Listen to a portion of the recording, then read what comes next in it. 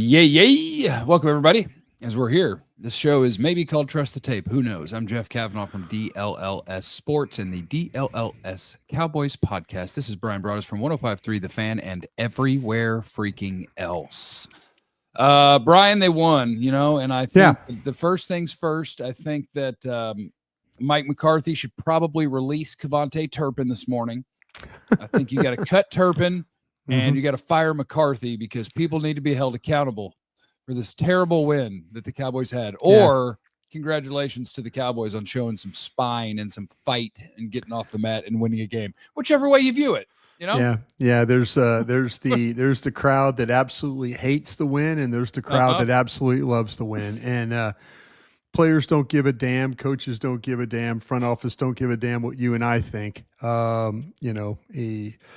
Times were right, times were wrong, whatever. But they're paid to go win football games, and that's what they did. They tried to give away the game, though.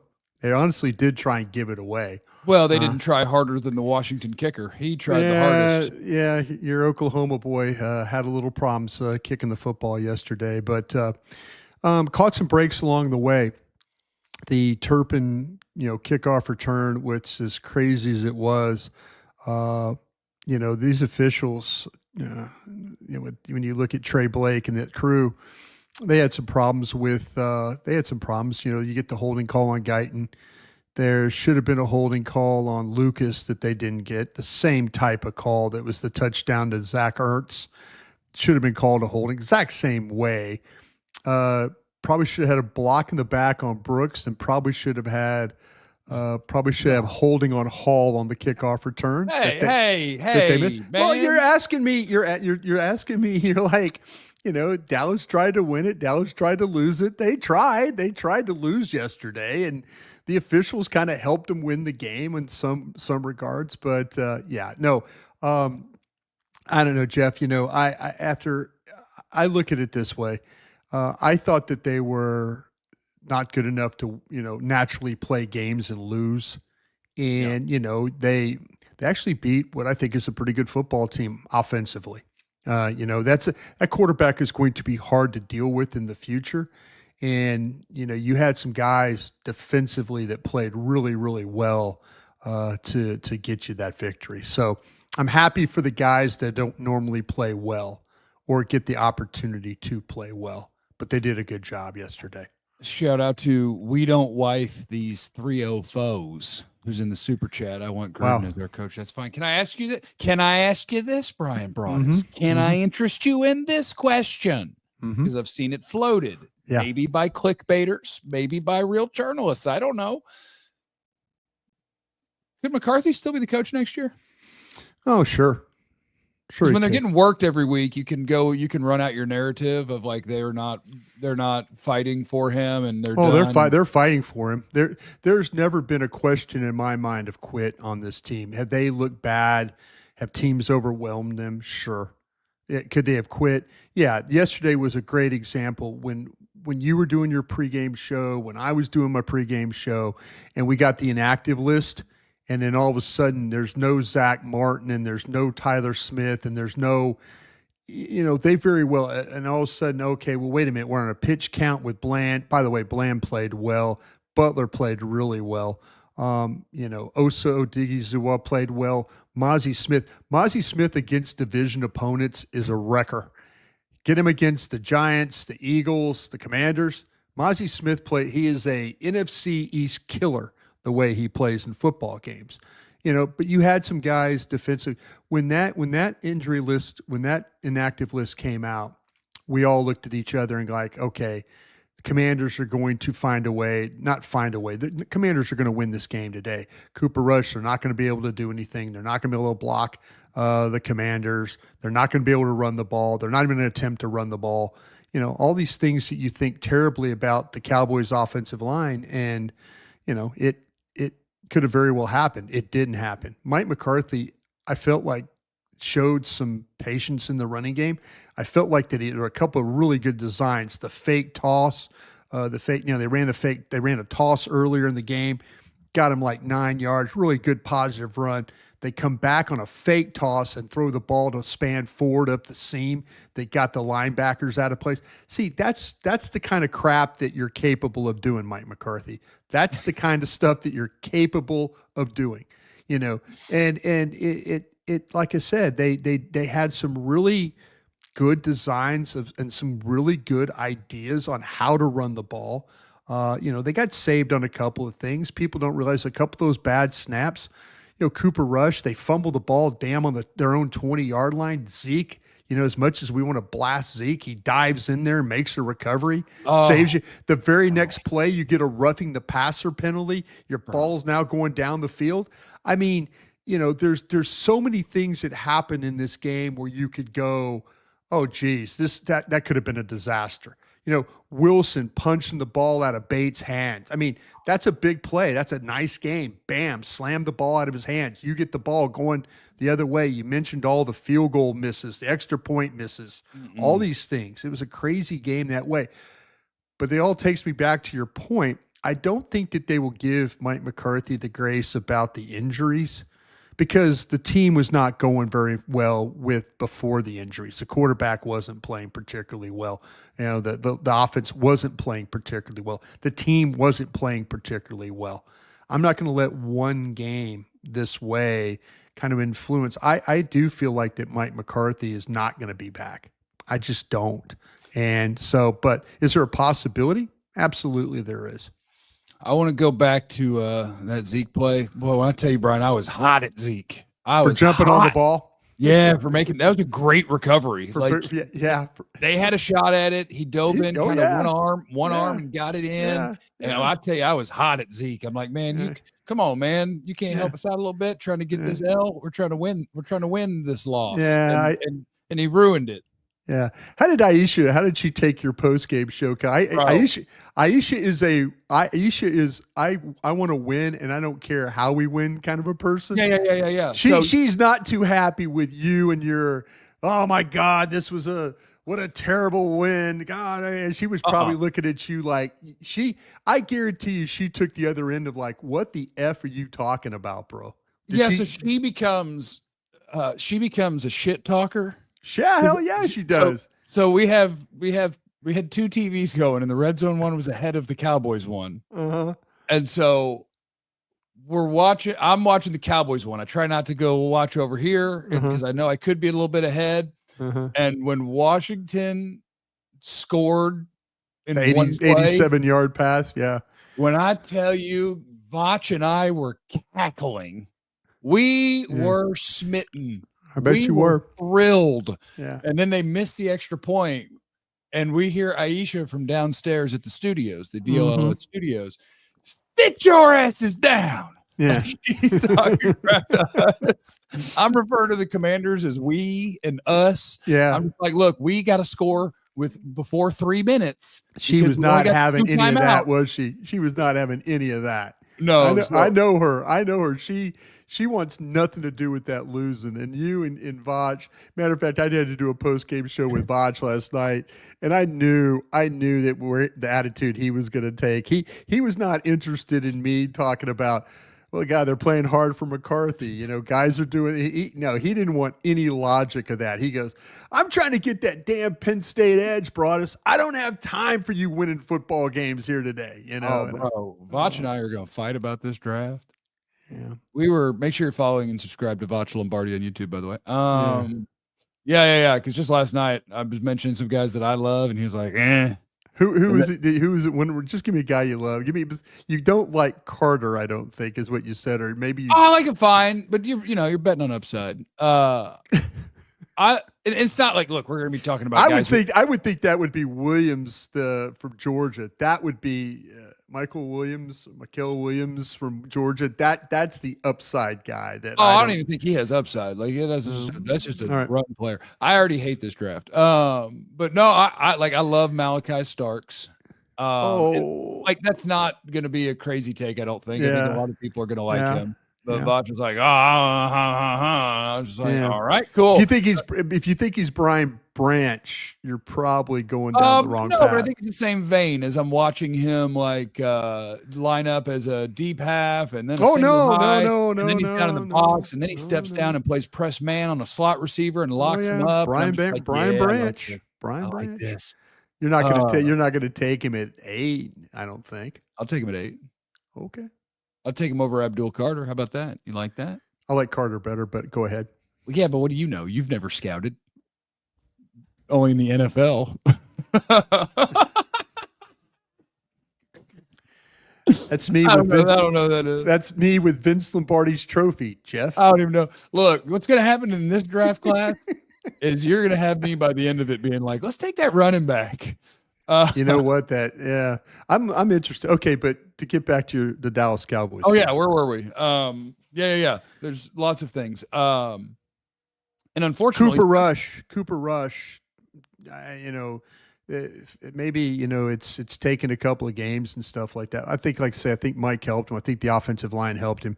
I think your running game helped him. CeeDee Lamb, had the receptions, maybe not the yards that we expected when you get 10 receptions.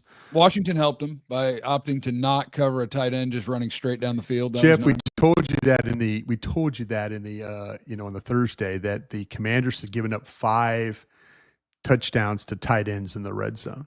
They're a bunch of goofies. What are y'all doing? Now make that 6 touchdowns. What are y'all doing out there? They looked like Dan Quinn's defense against Green Bay, didn't it, a little bit, when they just don't cover guys? Yeah. Kind of hey, that's that Jeremy Chin, though. He's a good player occasionally. I told you that Dan Quinn's a terrible coach. We got the better coach. We knew that. Do you think McCarthy has a chance to come back? I think it's unlikely, but I think it's more 10 to 20% than 0 to 5%. Yeah. I understand. I like I said, I kind of feel like that they needed to find a way to win the division and do something in the playoffs and all that. And if you look at the whole body of work, injuries, but like I said earlier, this team was not very good. Yeah. Prior to the injuries. Well, and it's not just injuries, and I don't know if Jerry will factor this in, but like this whole season is Jerry Jones' fault, and it's only Jerry Jones' fault. Sure. Like he did this on purpose. You lost like 9 big contributors and didn't replace any of them. Well, get ready. You're about to do that again. Well, you're about to do that again. Look at going over the cap.com. Look at all the free agents. Look at all. Look at all the names of Chauncey Golston. What's that? But don't you learn? No, not you, Jerry. Like, oh no, you did the I learned working for him that's probably not going to happen. I mean, okay, but see, as I'm saying, you're going to lose. I'm just here. If they try and go out and get guys, they're going to go and try and re-sign their guys. Is what they're going. I'm not talking about the big guys. I'm talking about guys like Chauncey, Rico, Jordan Lewis. Yeah. They're not going to. Those are the guys they're going to go try and resign. Or if they do that, they're going to go 8-9 next year, 7-10 next year, and then 10 draft picks. 10 draft picks. Spend $250,000 on your best player on your draft board after the draft. Yeah, that's what their plan's going to be. You're about to have now the second wave of depth is about to go out the door. You've developed Chauncey Golston for somebody else. Jordan Lewis, you've nickeled and dimed him, but he keeps coming back. Everybody keeps trying to get rid of him. What does he do? He keeps coming back. He might be one of your best defensive players. What are we like? That son of a gun played outside yesterday. They were rotating. They were playing. He's a player. Three different dudes at right corner. He's a player. He's a player. He's absolutely a player. And so you're going to lose him. He's going to sign, the Commanders. They're playing. You saw who they're playing with, nickel. They're playing with a player that you had on the healthy scratch list. In Benogany. Oh yeah. Noah. He was Noah's like he was like a healthy scratch every week for you. Well, they love our jobber Noah's. Noah Brown's playing every snap at receiver too. Yeah, they covered him. I mean, he's Noah Brown. I'll tell you what, that other Brown's a good player for them. Ayami? Yeah. Ayami, North Carolina. Yeah. God, that kid played pretty well for them yesterday. But anyway. Yeah. Couple supers here. Please, no DTs from Michigan and below 6'4", 280 pounds. Well, Mason Graham's over 6'4", 280 pounds. Well, he's over 280 pounds. He's 320. Who you're talking about? I would take both Michigan D tackles. I would take one Did in you the look first and one in the second. Did you look at Grant? Did you look at Kenneth Grant? Yeah. If you told me that was your second round pick, I'd go, hell yeah.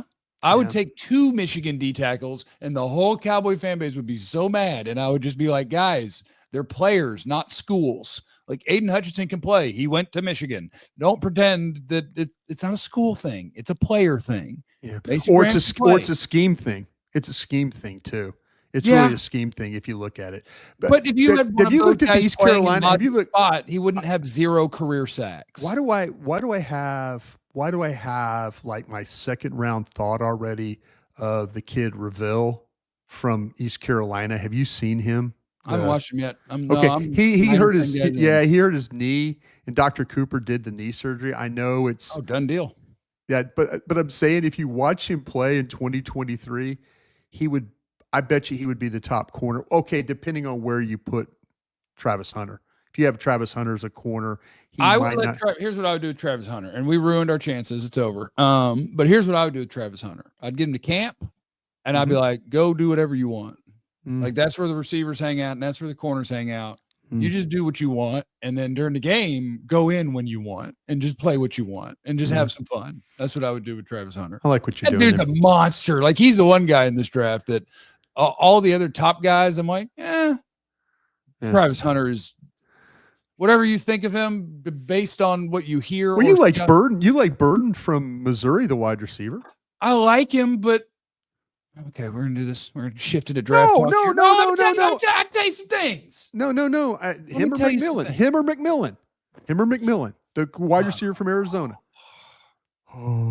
I like Burden probably better, and I would probably take McMillan first. What the F are you doing right now? Let me work you through how ADHD works. Okay, I got 7 things going.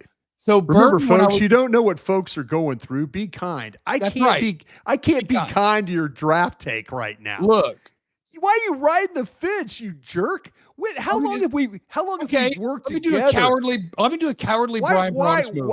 Why are you tags are touching, okay? The tags are touching. Look, here's what I'm saying. It's not a cowardly move. Take one or the other. Here's what I'm telling you. One or the other. What? Here's what I'm telling you. Okay, folks, I'm sorry I'm beating up on Jeff right now. I don't know what he's going through other than poor takes about his wide receiver room. Here's what I'm telling you. He's riding the fence, folks. Don't let Jeffrey ride the fence. I watched Tet McMillen first. Arizona wide receiver, 6'5". Did you watch him go against Hunter and kind of wear Hunter out at corner? Oh no, I did not. Yeah, go back to 2023 and watch that one. I did 2 games and I did not write down what they were. Anyway, so we're into taking them notes still, just like college days, huh? We're getting good at this, taking notes and stuff, dude. Huh? I'm the best note taker ever. Like my stuff. 5 plays. This guy can't play. Let's go to the next guy. I should charge people to see my notes because my notes are hilarious. How many pages would your beast be? If you had to do the beast, how many pages would it be? Well, some guys get about 40 words, and some guys get like 6 pages because I'm just doing like stream of consciousness while I'm watching them. While you're watching a novel. Yeah. Okay. Tet. Go ahead. I've gotten scared of the big receiver. It started with Treadwell. Yeah, Treadwell. Yeah, it's the player. Don't look at the school. There you go. You're right.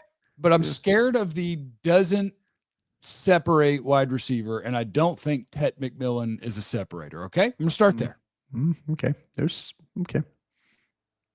I think that Tet McMillen is gonna not have a 39-inch vertical. He's gonna have a 32. I think he's not gonna run a 4.4. He's gonna run a high 4.5. I think that he's a big guy that is not an explosive athlete. And then once I get the fact that he's not a great separator or an explosive athlete, you're gonna really ding him then. Then we talk about outside of those things, he's awesome. Yeah. Like he is, I do the wide receiver things, the instinctual things. By the way, have you watched like 9 wide receivers or have you actually done some other You Only said you watched did three. Carter. watched You did three. Carter. You did I've only Carter. watched 3. Uh-huh. So he's big guy and but he's had instant production in college, even as a Yeah. freshman. He's had Yeah. elite production. Yeah. He catches everything. It sure does. So he's a really good player. Mm-hmm. But what is your dream? That he's T. Higgins? And that would be great. I liked T. Higgins coming out of Clemson. And I think we argued about that too. Because that's kind of who I see best case. Yeah. And I think T's probably more physical. So you don't see a top 10 player then, is what you're saying. But I don't think I'm going to see 4 top 10 players is where I am so far. Like Tet McMillen, Luther Burden. If you told me that you picked him at 36, I'd be like, hell yeah. If you told me you picked him at 6, would you take Mason Graham? It's say that Dallas is picking at 11. Okay, you ready for Mason Graham's scouting report, Brian? Yeah. I'll take him, and he'll help my team, much like Tet, because Tet McMillen, the reason that I think for me I would take Tet McMillen over Luther Burden is because I think it fits right on my team. Yeah. CeeDee Lamb's my move around guy. Tet, go play X. Like, I think it fits for my team, and Burden would be fun too. But anyway. Burden moves around. Burden is a good player, though, too. So here's my Mason Graham thing. Yeah. I think there's some good defensive tackles in this draft. I don't know if you have to take Graham at. If you told me any other year that you took Mason Graham at 22. He's defensive tackle from Michigan, folks, if you're following along at home. And he's what, 6'3", 6'4", 320? 320, yeah. Play. And the guy who plays next to him is like 350, and he's a good player too. I think Grant's Grant's bigger, yeah. So as I continue to destroy every top 10 pick in this draft, I watch Mason Graham play, and I go, that's a good player. Yeah. Like, he can get off blocks. He's smart. He never stops. He's relentless. Never stops, yeah. Like, he has a lot of good things. And then for a 320-pounder that is supposedly going to be a top 10 or so pick, the part that and maybe this is just me doing defensive tackle wrong, the part that I'm looking for is the Jalen Carter plays of also, I will dominate you. Yeah. And Graham is more of an active, can get it done, can work to where he's going. He could beat some double teams. I personally, I'll tell you what, to whip someone's ass. I think Grant does that. I think Grant, the other number 78, the other tackle there, I think that guy does that. So I think Graham is like a really big, good 3-tech. You know, he's doing the active and kind of work my way into the backfield stuff and not be interested to see. Be interested to see what you think of Harmon from Oregon, the defense. I was going to watch him this morning just to keep going on D tackles, but I was like, crap, I haven't done Abdul Carter yet, so I need to watch him first. And so I did. Let's not. You're going to take a runner in the first round? Real quick. Alec, Brian, and Jeff, if you had to bet who the Cowboys hire next year, Belichick, Vrabel, Kellen Moore, Kingsbury, Jason Wood. This is part of the reason that I'm bringing up the McCarthy thing. Sure. Because any name that I say off of that list or any other list, I don't have a lot of confidence that I'm right, you know? So, I guess I would say Belichick, and I'm totally guessing. Yeah, this would be interesting to me. If you gave me a choice of going to interview older coaches, I'm talking to Belichick and I'm talking to Nick Saban. If you're giving me a choice of just older coaches, older 70-year coaches, I'm talking to those two guys. I also, me personally, I think the odds-on favorite, in my opinion, would be Vrabel. Vegas agrees with you, or at least they did when I checked last week. Yeah, I think Vrabel's would be. Now, to me, Vrabel's got to tell me who his staff is going to be. At least guys need to tell me who their staff is going to be. I would like them to bring in, and maybe he's going to get a better job somewhere else or couldn't care less about the Cowboys. My dream would be give me any sort of offensive-minded head coach, and I don't care. It could be Kingsbury or Ben Johnson, like whatever. Sure. And then please go get me Robert Saleh. I knew you were going to say Robert Saleh. I mean, he got fired by the quarterback because the offense sucks. Right. And their defense, ever since he was in New York, was awesome. Yeah. Robert Saleh, I think, is incredible. I want him to run my defense. You can figure the rest out. I like what you're doing there. I like what you're doing. I need to know who your offensive line coach is. I need to know who your your Look, coordinators are. That's what Brian, I need to know who your offensive line coach offensive is. line coach is easy. No, it's Because, not easy. yes, It's it not is easy. easy, Brian, It's, because I have a plan. My plan is to tell Jerry Jones, I think you're a liar. I think you're cheap. And I don't think you actually prioritize winning above all other things. Otherwise, you would pay your coaching staff more. And if you want to prove to me that you do care, you're going to go ask Bill Callahan how much it costs to make him leave his family. No, man. You're making You're going to bail on your son. Moses. Running game Moses is going I will pay my offensive line coach $10 million. What does it take to make you bail on your family? He wouldn't pay Joe Philbin. He didn't think Joe Philbin was any good, and he wouldn't pay Joe Philbin. You think he's going to pay a line coach now? That's why you got Mike Solari. And that's but that's why you're in the situation you're in. Is that that's what you're why I say? cannot take anything Jerry says about the money he would spend seriously, because you have that an opportunity to spend on things that matter for your team without a cap involved, and you don't. Very fair. That's very fair. So you are a liar. Very fair. So yeah, what's going to end up happening in these draft guys is I'm going to be like, just go ahead and take the F and running back, whatever. Just going to be like, take Jeanty. Is a running back the best player you've seen? Well, I mean, I guess Travis Hunter is. I shouldn't have said. Yeah. Travis Hunter is the best player that I've seen. Jeanty's probably the second best player I've seen. I'm the same way. I'm the exact same way. I think that. I like Starks a lot, but now you're talking about a safety, which is kind of the same thing as running back. Well, I mean, if Starks was Brian Branch from Alabama days that Detroit took, and there's things, you're right. There's absolute things that Starks does with the coverage, the tackling, where they line him up. He's a really, really good football player.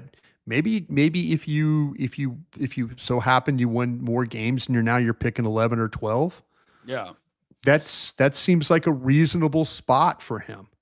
And that's probably the world we're going to live in, which I would tell this though. I would say this. If you gave me a choice between Starks and Jeanty at 11 or 12, I think I'd take the runner. And I know that goes against. I would take Starks.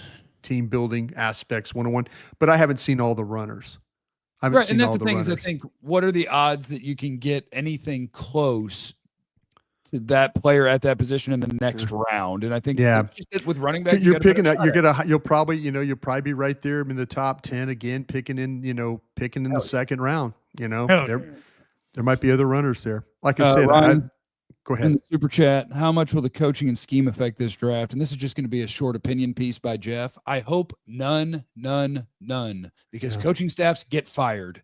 Go get the best players and tell your coaches, hey, are you really not good at coaching? Like, I got you a better player than the one you wanted. Can you really not coach him? You might be fired at any moment. Unfortunately, the head coach has a lot of say. I know. If that's what, and if you look at the triangle there at the Cowboys, Mike, Will, Jerry Stephen? Actually, it's Jerry Stephen up top, scouts in one corner, coaches in another corner. And Will McClay has to manage everything in the middle of the triangle. And that's why, that's how they operate. And that's why if you hire a guy like Belichick, it will matter, because Belichick is not going to sit there and let you pick players for him. Then you can't bring Belichick. Like Belichick. That's why I have my thoughts that I don't think Will and Steven will allow Bill Belichick to come in here. I think they'll talk Cherry out of it. That's just my opinion, because of the way that Will and Steven have things set up.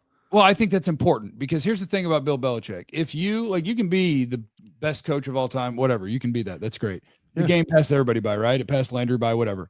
And I don't know if the game's passed him by, but I know for a fact you suck at drafting and building a roster, because I watched Bill and Landry's last 4 years were very similar to how very similar. You are terrible at that job, and if you insist on that job, we can end the interview, because you're bad at it. I want you to do the things he is going to insist.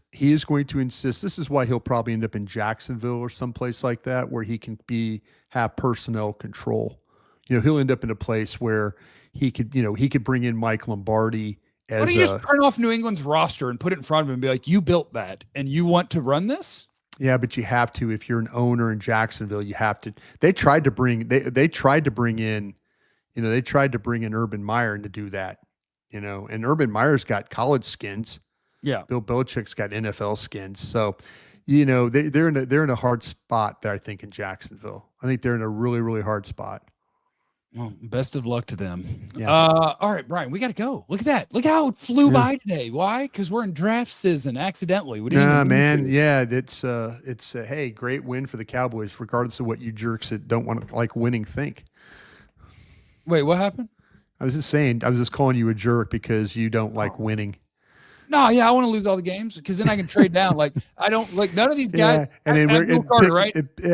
Abdul Carter, best pass rusher in the draft. He ain't Parsons. Tet McMillen, top 10 pick. He ain't CeeDee Lamb. Well, they keep winning games. And then you could draft your safety. Yeah, I can. Yeah, and then you know what? That'll be fine. But I don't want to win games because what I want to do is lose games, trade down with somebody who's silly enough to want to come up, then draft. Well, wait a minute. You just told me the draft sucks. Why would somebody want to trade up to a sucky draft? Because people need quarterbacks. Somebody's coming to get Cam Ward. What are we doing here? We're talking out both sides of our mouth now. You're telling me it's a sucky draft. That's the way it works. Quarterbacks You're going to look at these quarterbacks 2 days before the draft and tell me they all can't play. And that's fine, but somebody's going to think they can because that's the rules in the NFL. That's why, too, having these top 10 picks every once in a while, it doesn't always work out, man. Oh, we're going to trade that sucker. 49ers, Trey Lance, Mitch Trubisky, Chicago, and that's fine. But somebody picked them. Somebody's coming to get Jalen Milroe at number 6, and we're going back to 13, and we're picking Starks, and we got another pick coming. We're cooking. You're probably going to get Starks at 10 or 11, too. Don't worry about it, man. You're good. You're good. Right, screw you, Brian, but I hope you have a great day. Make sure you follow Bryan Broaddus everywhere he goes, including on 105.3 The Fan. And I'm going to post a link to where I will be in an hour and a half doing our show, and we're trying to get to 11,000 subscribers, you jerks. So if you could help, that sure would be cool. So follow that I just put in the chat. I hope that's the right link. If it's not, F me, then just go, just listen to Brian then. No, man. I mean, hey, Jeffrey's going to tell you about drafted safeties. Be on that. Be on board. That's good. Punch you in the face. Remember, you have no idea what Brian's going through. So be cool to me. Everybody, what? We're not working on Thursday, right? Or you got games and stuff. What are we doing Thursday? It's Thanksgiving. I mean, I'm working Thursday. If you want to do a show, we can do it. Otherwise, we can do Friday or Wednesday. I will see you. Let's do this. How about let's do Friday. How about that? All right. I'll have 10 more players done. How about that? Okay. No, we'll do something Friday morning. That'll be good because that way they'll give me a chance I'll get to watch the tape again. And then we also get to talk about college players too. That'd be great. This guy who said we need to run stuffing middle linebacker. Let me tell you which guy I do like. Oh, I love Georgia's Jalen Walker. Oh, I like him. Now finally, you wait. I like him better than Abdul Carter. I like him better than Abdul Carter. You wait to the very end of the show to say a player that you and I actually agree on. What a jerk. I love big, strong thump and can rush the passer. Yeah, he can play. All right, peace out, everybody. We love you. See ya.